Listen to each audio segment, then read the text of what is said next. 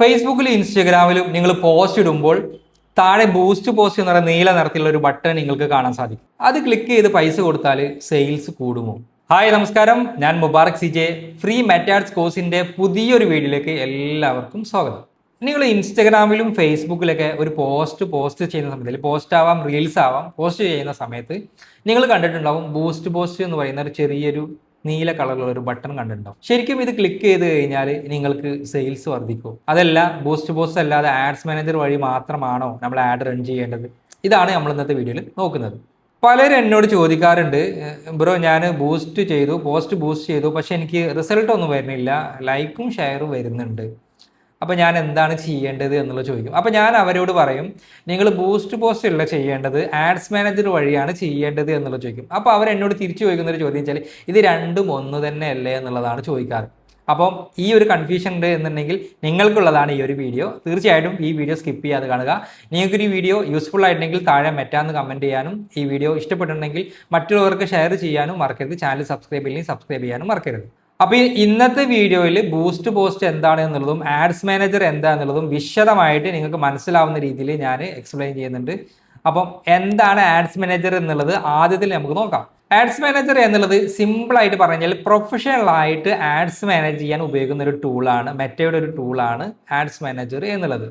നമ്മൾ കഴിഞ്ഞ വീഡിയോയിൽ മെറ്റാ ബിസിനസ് സ്യൂട്ട് നോക്കിയിട്ടുണ്ടായിരുന്നു. ആ മെറ്റാ ബിസിനസ് സ്യൂട്ടിന്റെ അണ്ടറിൽ വരുന്ന വേറൊരു ടൂളാണ് ആഡ്സ് മാനേജർ എന്നുള്ളത്. അപ്പൊ ഇതിലൂടെയാണ് നമ്മൾ പ്രൊഫഷണൽ ആയിട്ടുള്ള ആഡും കാര്യങ്ങളൊക്കെ, നിങ്ങളിപ്പം പല ഫേസ്ബുക്ക് ഇൻസ്റ്റഗ്രാം ഒക്കെ സ്ക്രോൾ ചെയ്യുന്ന സമയത്ത് നിങ്ങൾക്ക് കാണാൻ സാധിക്കും, അവിടെ താഴെ കോൾ ആക്ഷൻ ബട്ടൺ കാണാം, പിന്നെ shop now button, WhatsApp message, lead, അല്ലെങ്കിൽ ഇൻസ്റ്റാൾ ആപ്പ് എന്ന് പറഞ്ഞിട്ടുള്ള പല കോൾ ആക്ഷൻ ബട്ടൺസും താഴെ കാണാൻ സാധിക്കും. പക്ഷേ നിങ്ങൾ ഈ ബൂസ്റ്റ് പോസ്റ്റ് കൊടുക്കുന്ന സമയത്ത് നിങ്ങൾക്ക് ഇങ്ങനൊന്നും ചിലപ്പോൾ ഒരു പക്ഷേ ചെയ്യാൻ പറ്റിക്കൊള്ളുന്നുണ്ടല്ലോ. അവിടെ ഏതെങ്കിലും ഒരു കോൾ ആക്ഷനെ കൊടുക്കാൻ പറ്റുള്ളൂ. ചില കോൾ ആക്ഷൻ ഒന്നും തന്നെ നമുക്ക് അതിൽ സെറ്റ് ചെയ്യാനും സാധിക്കില്ല.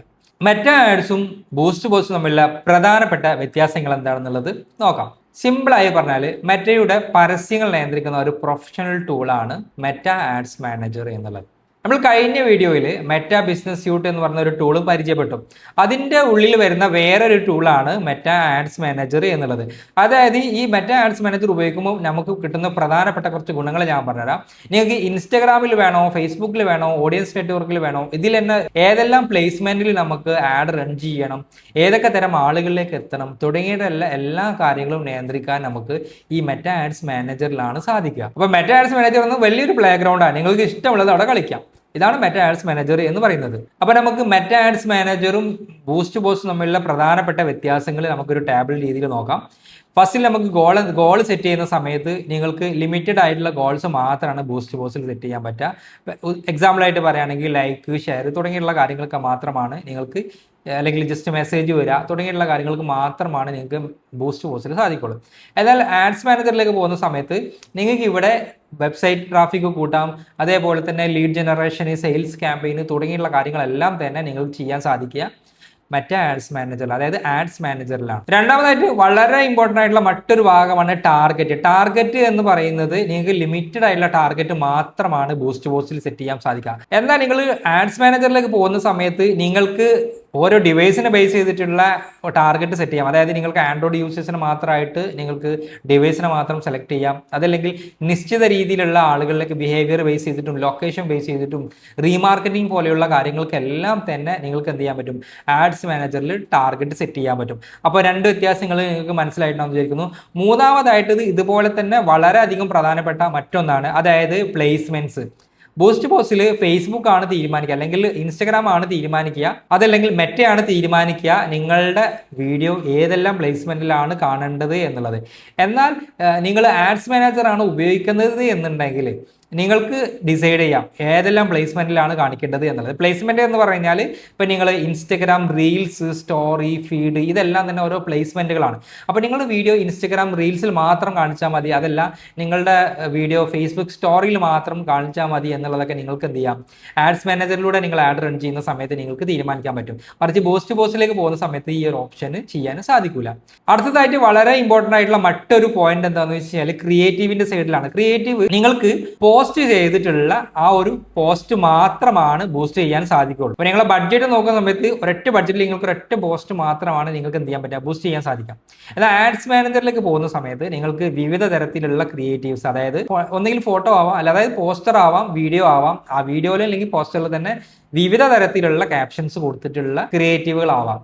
ഇതെല്ലാം തന്നെ നിങ്ങൾക്ക് ആഡ്സ് മാനേജറിൽ ഒരു ആഡിൽ സെറ്റ് ചെയ്ത് കൊടുക്കാൻ പറ്റും. അതായത് നിങ്ങൾ ഒന്നുകൂടെ സിമ്പിളായിട്ട് പറയുകയാണെങ്കിൽ നിങ്ങൾ 500 രൂപ ബൂസ്റ്റ് പോസ്റ്റിൽ സ്പെൻഡ് ചെയ്യുന്ന സമയത്ത് നിങ്ങൾക്ക് ഒരൊറ്റ പോസ്റ്റ് മാത്രമാണ് ആ ഒരു ആഡ് കാണിക്കുന്ന സമയത്ത് ആ ഒരു യൂസറിന് കാണാൻ സാധിക്കുള്ളൂ. എന്നാൽ നിങ്ങൾ ആഡ്സ് മാനേജർ വഴി ഒരു ആഡ് റൺ ചെയ്യുന്ന സമയത്ത് ഡിഫറെൻറ്റ് രീതിയിലുള്ള പോസ്റ്റേഴ്സ് അതിൽ നിങ്ങൾക്ക് ആഡ് ചെയ്ത് കൊടുക്കാനും ഇതിലേതാണോ നല്ല രീതിയിൽ പെർഫോം ചെയ്യുന്നത് ആ ഒരു പെർഫോം ചെയ്യുന്ന ആഡിനെ കൂടുതലായിട്ട് ആളുകളിലേക്ക് എത്തിക്കാനും ഫേസ്ബുക്ക് ശ്രമിക്കും, അല്ലെങ്കിൽ മെറ്റ ശ്രമിക്കും.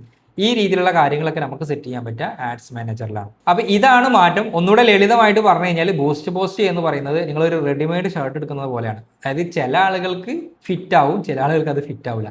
എന്നാൽ ആഡ്സ് മാനേജർ എന്ന് പറയുന്നത് നിങ്ങളൊരു തുണി പർച്ചേസ് ചെയ്തിട്ട് അത് തുന്നിയെടുക്കുന്നത് പോലെയാണ്. അതായത് നിങ്ങളുടെ ഇഷ്ടാനുസരണം നിങ്ങൾക്ക് എന്ത് ചെയ്യാം, അത് തുന്നിയിട്ട് നിങ്ങൾക്ക് പെർഫെക്റ്റ് ആയിട്ടുള്ള രീതിയിൽ നിങ്ങൾക്ക് അത് ധരിക്കാവുന്നതാണ്. ഈ രീതിയിലാണ് ആഡ്സ് മാനേജറും ബൂസ്റ്റ് പോസ്റ്റും തമ്മിൽ വളരെ സിമ്പിളായിട്ട് പറഞ്ഞാലുള്ള എക്സാമ്പിൾ.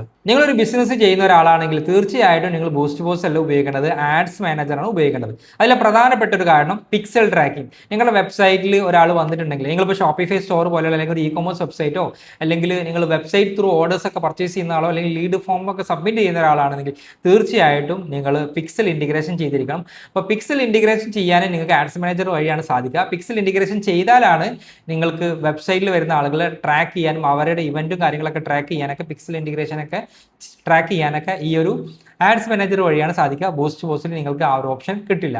അപ്പോൾ ഒന്നൊരു അഡ്വാൻസ് ആയിട്ടുള്ള കാര്യങ്ങളൊക്കെ ചെയ്യണമെങ്കിൽ നിങ്ങൾ ആഡ്സ് മാനേജറാണ് ചെയ്യേണ്ടത്. വളരെയധികം പ്രധാനപ്പെട്ട മറ്റൊരു കാര്യമാണ് A/B ടെസ്റ്റിംഗ്. അതായത് 2 വ്യത്യസ്ത രീതിയിലുള്ള ക്രിയേറ്റീവുകളെ നിങ്ങൾക്ക് ടെസ്റ്റ് ചെയ്യാനൊക്കെ സാധിക്കും. അപ്പോൾ നിങ്ങൾക്ക് നല്ല രീതിയിൽ പെർഫോം ചെയ്യുന്ന ക്രിയേറ്റീവ് ഏതാണോ അതിനെ കൂടുതൽ പ്രോത്സാഹിപ്പിക്കാനും അതിലൂടെ നിങ്ങൾക്ക് ബഡ്ജറ്റ് കുറച്ച് കൊണ്ടുവരാനൊക്കെ A/B ടെസ്റ്റ് പോലുള്ള കാര്യങ്ങളൊക്കെ സഹായിക്കും. അപ്പോൾ ഈ ഒരു ഓപ്ഷനൊക്കെ നിങ്ങൾക്ക് കിട്ടണമെന്നുണ്ടെങ്കിൽ ആഡ്സ് മാനേജർ വഴിയാണ് ചെയ്യാൻ പറ്റുക. മൂന്നാമതായിട്ട് വരുന്നത് ഡീറ്റെയിൽ ആയിട്ടുള്ള അനലിറ്റിക്സ് ആണ്. നിങ്ങളുടെ പണം എവിടെയാണ് കൂടുതൽ പാഴാകുന്നത് തുടങ്ങിയുള്ള കാര്യങ്ങളൊക്കെ വിശദമായിട്ട് നോക്കണമെന്നുണ്ടെങ്കിൽ നിങ്ങൾക്ക് ആഡ്സ് മാനേജർ വഴിയാണ് സാധിക്കുക. കാരണം അതിൻ്റെ റിപ്പോർട്ട്സിലും നിങ്ങൾക്ക് ഏതൊക്കെ രീതിയിൽ എത്ര ആളുകളിലേക്ക് എത്തി, കോസ്റ്റ് പെർ ക്ലിക്ക് എത്ര വന്നു തുടങ്ങിയിട്ടുള്ള എത്ര ആളുകൾക്ക് ഇംപ്രഷൻ വന്നു, റീച്ച് വന്നു തുടങ്ങിയുള്ള വിശദമായിട്ടുള്ള കാര്യങ്ങളൊക്കെ നമുക്ക് നോക്കണമെന്നുണ്ടെങ്കിൽ ആഡ്സ് മാനേജർ വഴിയാണ് സാധിക്കുക. ചുരുക്കി പറഞ്ഞാൽ നിങ്ങൾക്കൊരു പോസ്റ്റ് പെട്ടെന്ന് റീച്ച് ആവാനും അതിൽ കൂടുതൽ ലൈക്കും ഷെയറും കൊണ്ടുവരാനും നിങ്ങൾക്ക് എന്ത് ചെയ്യാം, ബൂസ്റ്റ് പോസ്റ്റ് ഉപയോഗിക്കാം. പക്ഷേ പ്രൊഫഷണൽ ആയിട്ട് ബിസിനസ് വളർത്താൻ ആഗ്രഹിക്കുന്ന ഒരാളാണെന്നുണ്ടെങ്കിൽ നിങ്ങൾ ആഡ്സ് മാനേജർ മാത്രമാണ് ഉപയോഗിക്കേണ്ടത്.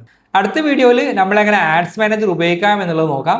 അപ്പോൾ ഈ വീഡിയോ നിങ്ങൾക്ക് ഇഷ്ടമായിട്ടുണ്ടെങ്കിൽ തീർച്ചയായിട്ടും താഴെ മെറ്റാന്ന് കമൻറ്റ് ചെയ്യാനും വീഡിയോ ലൈക്ക് ചെയ്യാനും ചാനൽ സബ്സ്ക്രൈബ് ചെയ്തില്ലെങ്കിൽ സബ്സ്ക്രൈബ് ചെയ്യാനും മറക്കണ്ട. അപ്പോൾ അടുത്ത വീഡിയോയിൽ എങ്ങനെ നമുക്ക് ആഡ്സ് മാനേജർ സെറ്റപ്പ് ചെയ്യാന്നുള്ളത് നോക്കാം. അപ്പോൾ വീഡിയോ മിസ്സാവാതിരിക്കാൻ ചാനൽ സബ്സ്ക്രൈബ് ചെയ്യുക. അടുത്ത വീഡിയോയിൽ കാണാം. ബൈ.